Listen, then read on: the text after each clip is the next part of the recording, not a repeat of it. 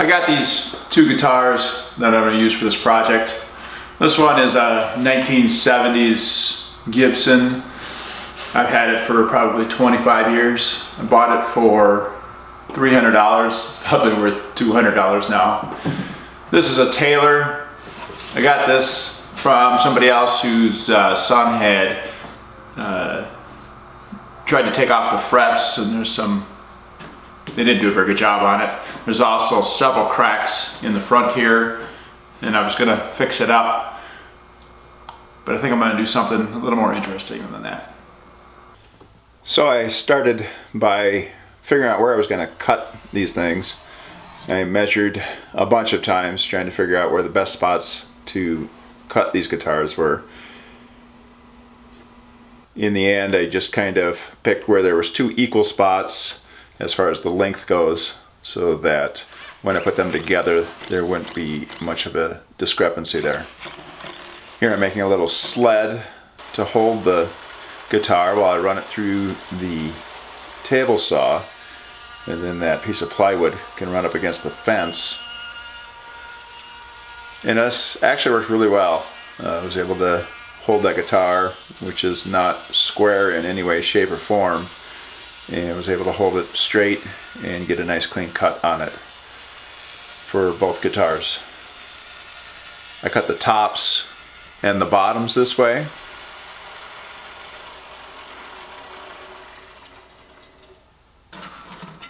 And then I used a handsaw to finish the job.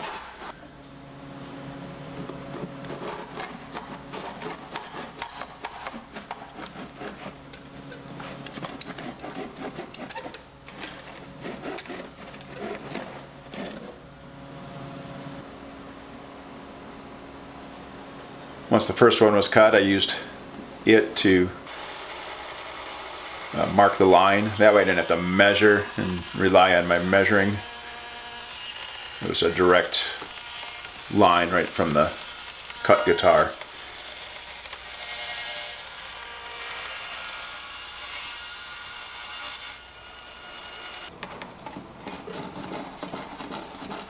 And again, finished it up with the handsaw. And here's the first sneak peek at what the guitar might look like when it's done. I use a Dremel tool here to remove a bit of the bracing on the inside, because I'm going to attach a piece of 1/4 inch plywood along there. I'm going to glue that on this guitar and then the other one as well, so that I have plenty of glue surface for the guitars. And here I am using a heat gun to soften up the pick guard, so I can take that off. And see, it comes off pretty easily here.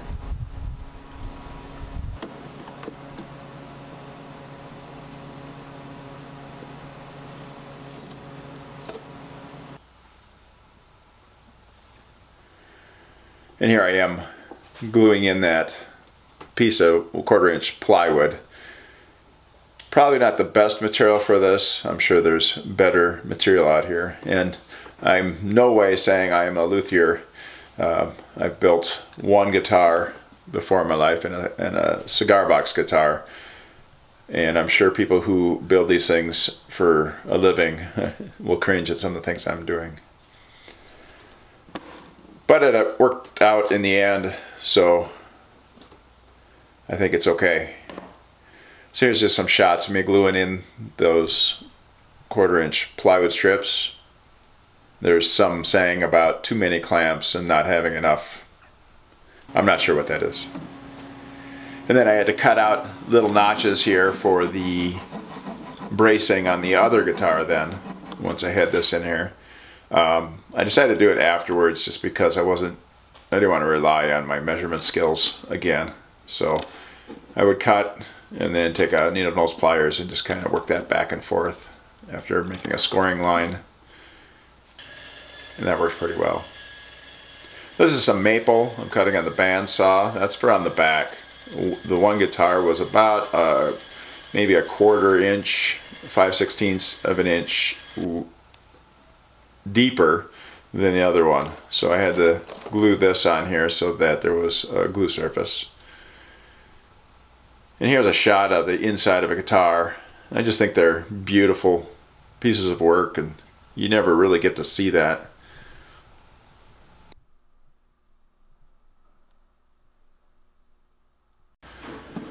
So I'm getting ready for the glue up here.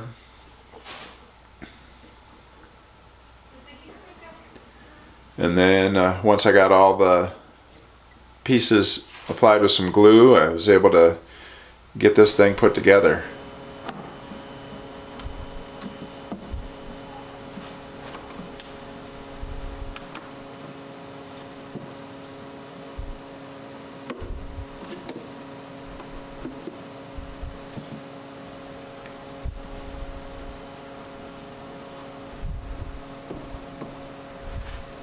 There, and it matched up really, really nice. I was really happy.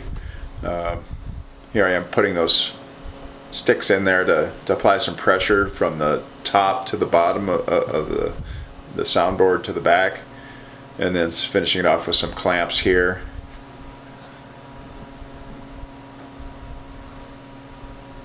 Wiping off some glue. But yeah, I thought it turned out really nicely.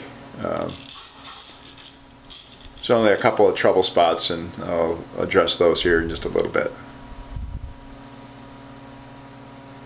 Here's one of those trouble spots. So on the top and the bottom where the guitars met, it was kind of an ugly gap there. The saw blades it's kind of splintered the wood. So I'm using this quick wood here to kind of fill that gap, and once this stuff hardens, it's actually hard. You can sand it. And and here I'm putting a piece of oak in between the two soundboards here, just to kind of finish that off. Glued that in and held it in place with some tape. But that quick wood, once that was done hardening, I just sanded it down a little bit. And then I came up with something that was probably not the most elegant of solutions, but I decided to just pour some epoxy on there to help stiffen those areas up and to kind of blend those two areas together. And I'm just using some black paint here, craft paint, a couple drops in there to make it black. And this isn't a very good shot of the process, but I just pour the epoxy in there, and I did my best to make those guitars level there. And then a heat gun here to get the bubbles to go. You can see that side poured pretty well. The bottom side, however, I got it got away from me. I'm not sure what happened there, but so then I decided, all right, what I'm going to do is I'm going to just sand that and kind of blend it in, and then I was going to paint the sides. So after sanding, I got out some spray paint, and well, you'll see it here, blend it in. And it's not a perfect job by any means. This isn't a guitar I'm going to sell. This is something I'm going to keep. A lot of this was just experimentation. You could obviously blend that in better. And here I am applying some shellac. And once that dried, I finished it off with 5 coats of clear enamel. This is a matte finish. I didn't want to go with the high gloss because with these two old guitars, and there were some blemishes, so I didn't want to have them show off too much. Then I had to finish those frets. So I bought some fret material and put some super glue in and then pound them in place. I have a board with a towel there to help support the neck, so I'm not worried about breaking the neck by pounding here. And then I just had to fiddle with the frets here a little bit, sand them down, and then I could string the guitar and the guitars and I thought it sounded really, really good when I got done. It's going to be really fun to play this, and I'll have to post a video once I get better at playing this beast. The top I have tuned at standard tuning, and the bottom neck I have in DADGAD.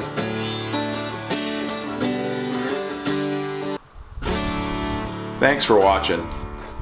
I appreciate the support.